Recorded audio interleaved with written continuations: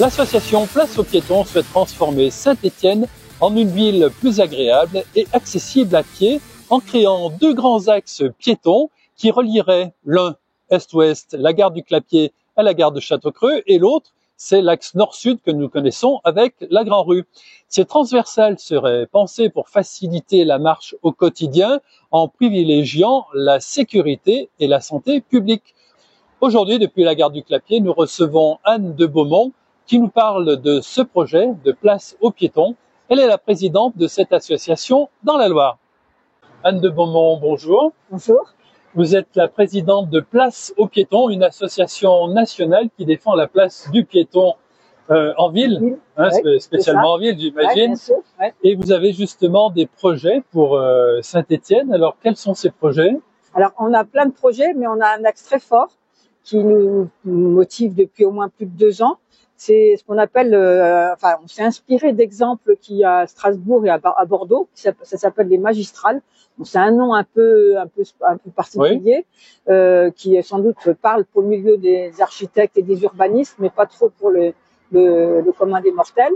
Donc du coup maintenant on l'appelle plus magistrale, on parle de transversale. Transversale. On veut 2 axes structurants parce qu'on considère que les piétons, ils ont envie de marcher en ville. S'ils savent où ils vont, enfin, ils ont besoin un petit peu de sentir où ils vont.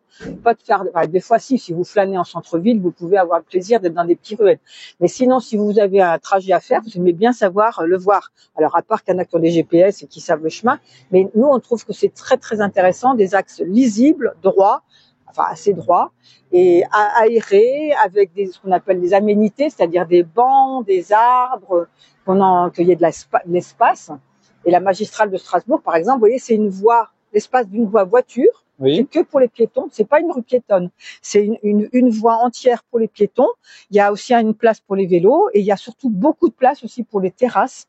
Et ce qui fait que, par exemple, à Strasbourg, le commerce de proximité a explosé. Après ça. Quelle est la différence avec une rue piétonne? Je comprends pas trop le concept. Si vous voulez, c'est qu'il n'y a pas que les piétons. La rue piétonne, c'est que pour les piétons. Oui, là, il y aurait les cyclistes. Toutes les mobilités douces, et même les voitures, pourraient être tolérées, mais à 20 à l'heure. C'est-à-dire qu'elles peuvent traverser doucement, oui. Mais il n'y aurait pas de stationnement. Donc, si vous voulez, déjà, pour une rue de la République et même oui, priorité aux piétons, par exemple, rue des Martyrs de Vingré. Ah non, parce qu'on n'irait pas dans rue des Martyrs. Ah oui, non, rue des Martyrs de Vingré, c'est une rue piétonne. Partager un peu. Oui, mais si vous voulez l'idée, rue des Martyrs de Vingré, c'est plutôt une petite rue. Nous, ce qu'on voudrait, la magistrale de Strasbourg, c'est un axe qui part de la gare de Strasbourg et qui va jusqu'au centre-ville de Strasbourg. Et il y a des milliers de gens chaque jour qui utilisent cette magistrale parce qu'elle est simple, elle est lisible, elle est agréable, parce qu'ils ont fait des aménagements. Alors, on n'est pas forcé eux, ils ont mis beaucoup d'argent pour des revêtements colorés, harmonisés, que ce soit très visible. Bon, comme on n'a pas beaucoup de budget, nous on dit qu'on n'est pas obligé de faire aussi cher, mais au moins on demande que. Alors nous, entre autres, l'axe sur lequel surtout on se mobilise. C'est pour ça qu'on est aujourd'hui à la gare du Clapier. C'est l'axe est-ouest, parce qu'il y a l'axe nord-sud qui existe déjà avec les trams.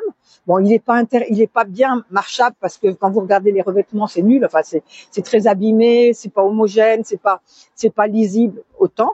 Mais si vous voulez, c'est quand même lisible parce que quand vous êtes dans l'axe, vous voyez bien. Oui, la grande rue, vraiment la grande rue, tout le monde la connaît. 7 kilomètres, voyez. Bon, les piétons, s'ils veulent aller nord-sud, c'est simple. Ils savent, même si c'est pas très agréable. Par contre, est-ouest, c'est l'horreur.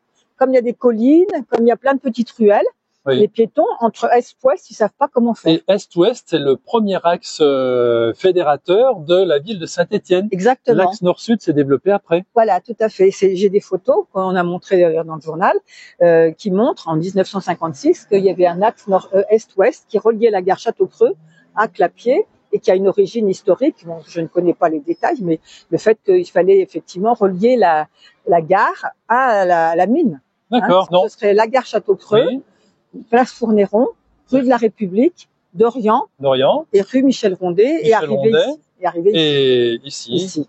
Donc c'est tout droit. C'est tout droit. Non, pas avenue Mille-Louvet, on passe directement par. Voilà, la dernière, là, je sais plus. D'accord. Voilà, et donc l'idée. Avenue Augustin-Dupré. Voilà, et donc du coup là, on aimerait que, déjà, à mon avis, ça pourrait déjà être attractif. Si déjà on virait une bonne partie des stationnements voitures normales, si vous voulez, qu'on laisse des stationnements livraison et des stationnements PMR, on ne veut pas tout virer, mais qu'on fasse un peu d'espace. Enfin, si vous voulez qu'on crée l'espace plus plus libre pour la. Oui. D'ailleurs aussi, alors on est en train de travailler avec des photographes parce qu'on veut montrer qu'il y a une super perspective à Fournéron, qui est magnifique. De Fournéron, vous voyez Clapier. Et oui, bien Donc sûr. on voit vraiment que cet axe, il est intéressant non seulement parce qu'il est visuel, mais il a aussi un côté de beauté, si vous voulez, architecturale, urbanistique, de voir qu'une ville comme ça, il y a un axe qui est très lisible. En plus, nous, on trouve que cet axe, alors en plus de dynamiser le commerce, parce que ça fait revivre les terrasses, les gens y flânent, donc ils ont le temps d'acheter. Quand vous êtes en voiture, vous n'avez pas forcément le temps d'acheter parce que vous êtes stressé, je suis mal garé, je me dépêche. Alors que quand vous êtes à pied ou en vélo, vous avez plus le temps d'acheter. Et en plus de l'intérêt commercial, il y a l'intérêt patrimonial. Parce que la rue de la République, elle a une histoire extraordinaire. Et ce quartier a une histoire extraordinaire. Le passé minier, c'est extraordinaire. Donc, c'est deux quartiers qui ont une richesse patrimoniale et historique qui, s'il était valorisé, attirerait déjà les gens de la métropole et aussi plein de touristes.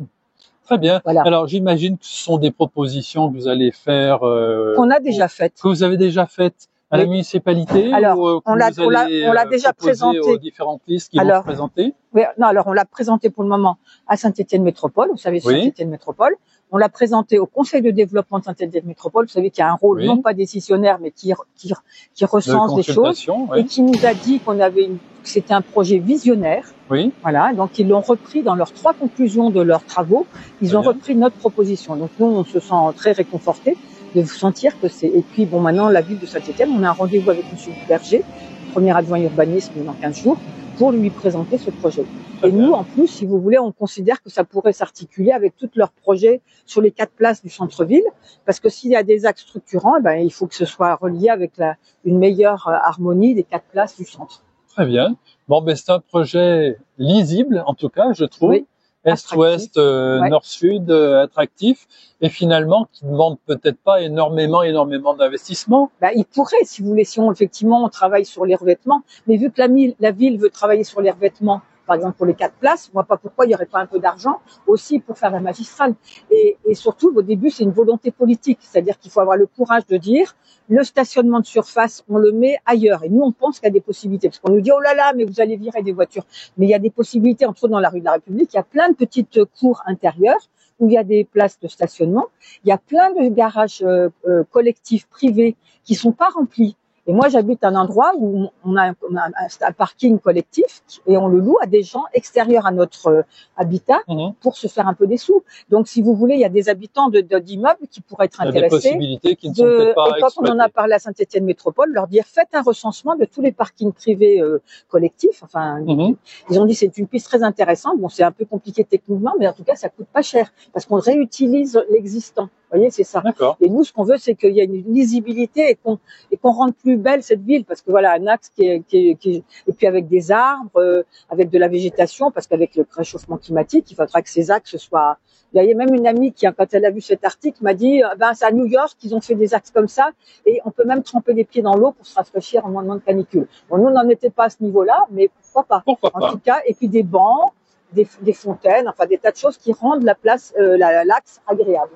Amélie, tout ce que vous avez toujours voulu savoir sur le 8 mai avec Maurice Duchesne, et à 18h, c'est avec Jean-Marc Chazot que vous allez découvrir la sarbacane et les baveux, ceux qui pratiquent la sarbacane.